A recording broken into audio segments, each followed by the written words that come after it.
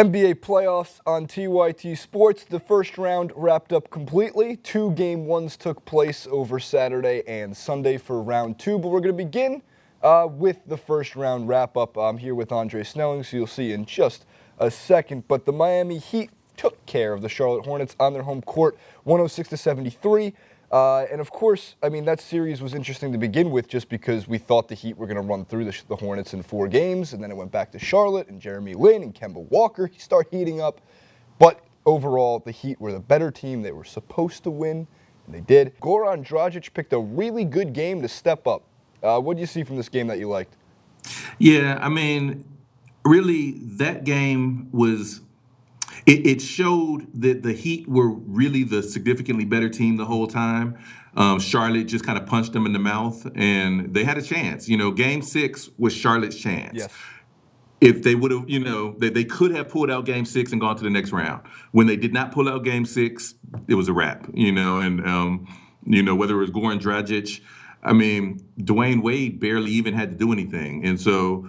Had it not been Dragic, I would have expected Wade or someone else to step up. The Heat were the better team, and they finally decided to show it. Yeah, he also did pretty greatly tell over the weekend a Hornets fan to basically sit down and shut up after hitting 2 big shots. Moving forward, at least, because the Raptors and Pacers was a tighter game, right? And that series was a great first round, 7 games. We couldn't really ask for a more competitive one. Paul George, best player on the floor pretty much at all times. Raptors, and I want to say that with a little grain of salt here because he does turn the ball over a lot. He had 7 turnovers. The team had, I believe, 13. So he was making up for more than half his team's turnovers. But 26 points, 12 rebounds, and his ability to score is phenomenal.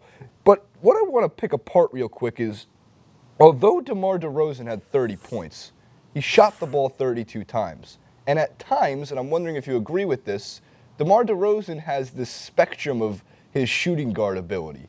Sometimes you look at him and you go, that's a little bit of Kobe Bryant in DeMar DeRozan. That's pretty unbelievable. And then other times you go, there's a lot of J.R. Smith in DeMar DeRozan. What the hell are you doing shooting that ball? I think Kyle Lowry was great when it came to handling the ball and being the decision maker, but why go to DeMar DeRozan to shoot 30% through a lot of these games? Yeah, I mean, to me, I think that Kyle Lowry hasn't been right since he injured himself towards the end of the regular season.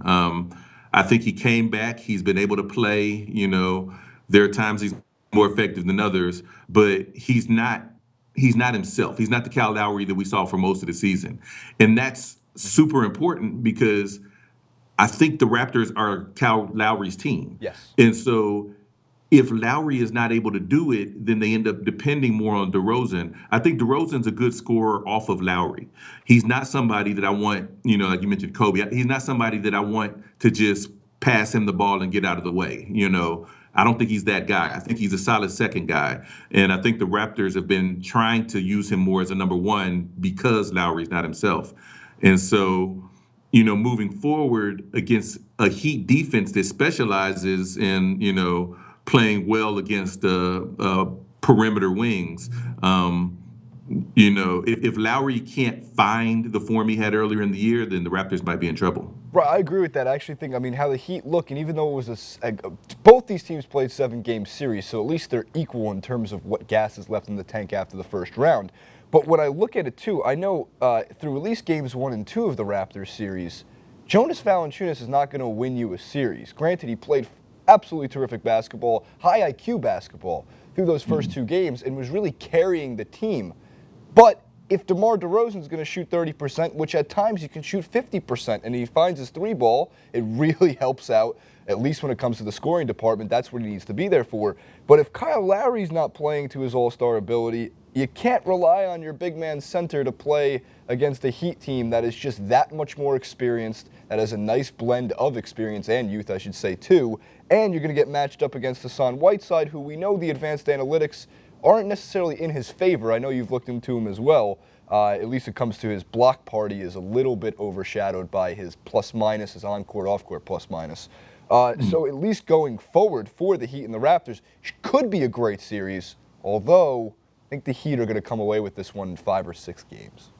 Yeah, I would say the Heat have the advantage. And, the other I don't know. It's not even a wild card because I don't think he's going to play. But it's just been really interesting watching Chris Bosh. It's like he's off on the side with Right. his hand up, jumping like, "Hey, I want to play." And the Heat team is kind of like, "Yeah, no, get away from his kid," you know. And Bosh is like, "No, really, I can play." So, Just put him in for I like, don't. I guess it's not going to happen for him. I mean, Georgia Tech boy, but you think about it. If Bosh were able to play, the oof. Heat would really. I mean, they would be a contending team to come out of the East. I agree with that. Yeah. Whereas if he doesn't play, I still think that they'll be enough to beat the Raptors. But I hate that we don't get to see them at their absolute best. That's so true. I really wish that we can see Bosh for one corner three a game. We're talking like one inbound pass, 3 seconds, put it up, sit him down. That's it. One for one from the three-point line. That's all we need. At least let's stick to the Eastern Conference for just a second because the Cavs play the Hawks. I'm watching NBA on TNT, a little bit about the post-game wrap for at the end of the first-round series. Chauncey Billups was saying the Hawks' only chance in this series if all their three-point shooters, the Corvers of the world, really heat up from the three-point line because outside of that, the Cavs are better than that team pretty much on every end of the floor, and LeBron James is always going to be the best man on the floor in that series. So is this a 5-game gentleman's sweep, could we call it, or do you think there's a surprise in store for the Hawks to give the Cavs a little bit of a run? I don't see it. We saw these same two teams play in the playoffs last year. The Cavs were less healthy. The Hawks were better, Best. and it still really there was never a time in that series where you were like, oh, I think the Hawks are going to take it. I mean, it just, the Hawks, in the kind of modified Spurs system that they run, Yep. I think they get the most that they can get out of their talent. But at some point, talent tells, and the Cavs are just better, So I don't even think.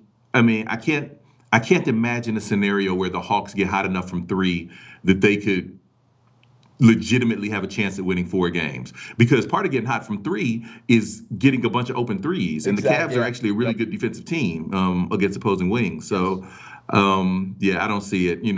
5, 6 games at the max, but I don't see this being especially compelling or competitive. I think we're also going to see a lot of, it's funny because you look, hindsight's 2020, but like when Kevin Love is getting these mismatches, mostly because you got LeBron and letting Kyrie be the scorer that Kyrie truly is, the Cavs are really beginning to click at the perfect time for them, and they looked scary against the Pistons. I know some of those games closer in score than really they should have been. But that team, as you mentioned too, with the elite wings, they got it. Is Amon Shumpert? Yeah, they have Amon. That team in general, outside of J.R. Smith jacking up whatever shot he feels necessary, again, should be fine going forward, at least against the Hawks, and maybe we'll see against the Miami Heat down the line. All right, to wrap up at least, or we kind of wrapped up the Western Conference as it is, but moving forward, lastly, to the Golden State Warriors and the San Antonio Spurs, the Oklahoma City Thunder, and the Portland Trail Blazers.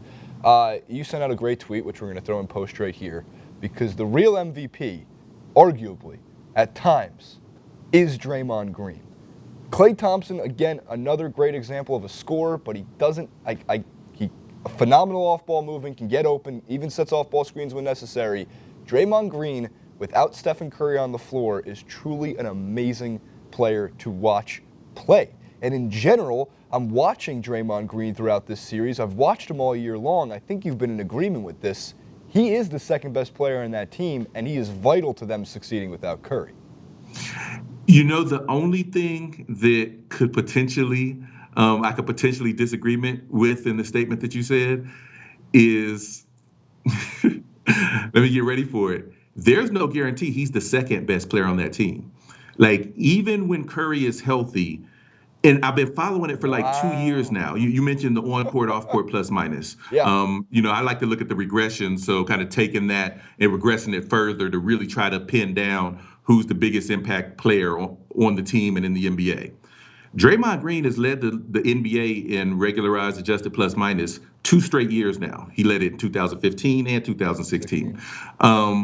What Curry is doing as a shooter has never been done before.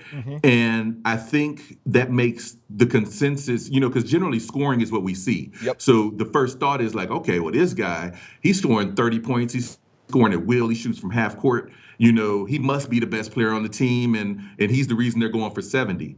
But, when you really look at it, NBA big men that are able to facilitate an offense always have a huge impact, from Bill Walton up through Kevin Garnett. Like, it's Yeah. just, if you can run the team from a big man slot, that's big impact.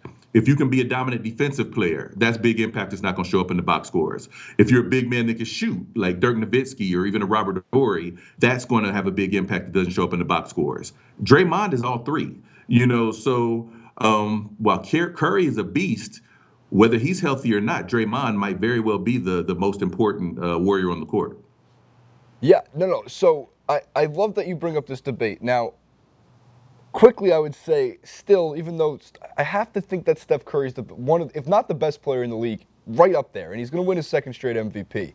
But By landslide. it's not even going to be close, yeah. And I talk all the time, though, about Draymond Green is the most captivating player on that team.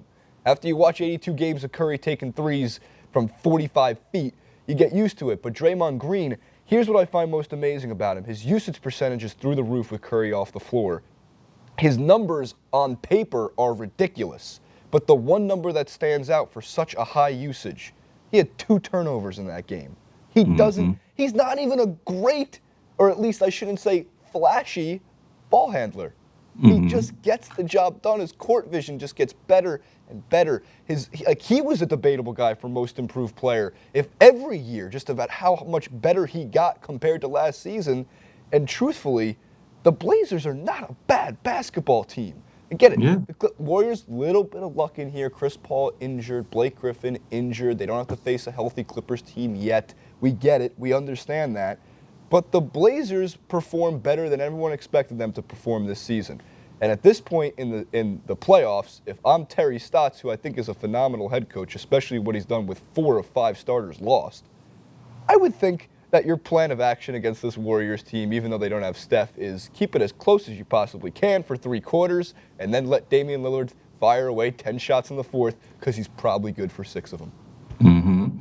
Yeah, I mean, you're right. You have to acknowledge the elephant in the room that the Clippers, were they healthy, would be a different animal from the Trailblazers. But having said that, it's not just that Golden State keeps winning. I mean, because, the Rockets are not a terrible team. Like they were the were Western a Conference. team in the Western Conference that finished well enough to make the playoffs. And last year we're in the conference finals. So it's not just that the Warriors are still winning. It's that they're winning easily. Like they're still beating the Trailblazers or the Rockets the way you would expect them to beat them if Curry was on the court. Yes, thank you. It's like, even as someone that's been a big advocate for Draymond Green all season, I really didn't expect them to be able to play at this level without Curry for such an extended time. So yeah, like, I guess the argument that could be made as far as Green versus Curry, if it has to be a either or, is that Curry's presence is ridiculous. The things he does is ridiculous. But Green allows him to be a better Curry more than Curry allows him to be a Yes. better Green. Yes. And as far as the overall team scoring margin, the team is weakened without either, but they're weakened but able to limp without Curry, whereas without Draymond, they might very well be crippled. Yeah, I agree with that 100%. And again, they're going to get better when Curry comes back, but you don't want to rush it back. If you can handle the Blazers without him, don't bring him back. This is a 5-game series. Obviously, you're safe. Wait till the conference finals. But if this becomes, at some point, possibly a 7-game series, Andre, we are running out of time. So here's the real quick last-second thought on the Spurs and the Thunder. Don't let Kawhi Leonard and LaMarcus Aldridge shoot 99.9%. You're going to lose every single game if that happens. Yeah, pretty much. The Spurs have been slow playing this whole season. They've been sitting guys. They won dang near 70 games just like sitting their starters. So I don't think they're going to beat the Thunder by 50 every game, but I think they really are that good. And so I really hope Curry does get healthy, because I'd really like to see those two at their best kind of banging away at each other. If we would be robbed of a great season altogether if we don't get to see 2 healthy Warriors and Spurs teams at it. And of course, I think we both want to see the Heat And the Cavs at it we're gearing up for some great NBA playoffs. They're getting much better. The games are getting closer, unless you're the Spurs. We'll see what happens going forward. All right, comment below with what you think about the NBA playoffs, the first round, and what your predictions are for the second round. Andre's over at Twitter at Professor DRZ and over at RotoWire, the Hoops Lab columns. Please check them out. We're over on @TYT Sports at Twitter, and we'll see you next time.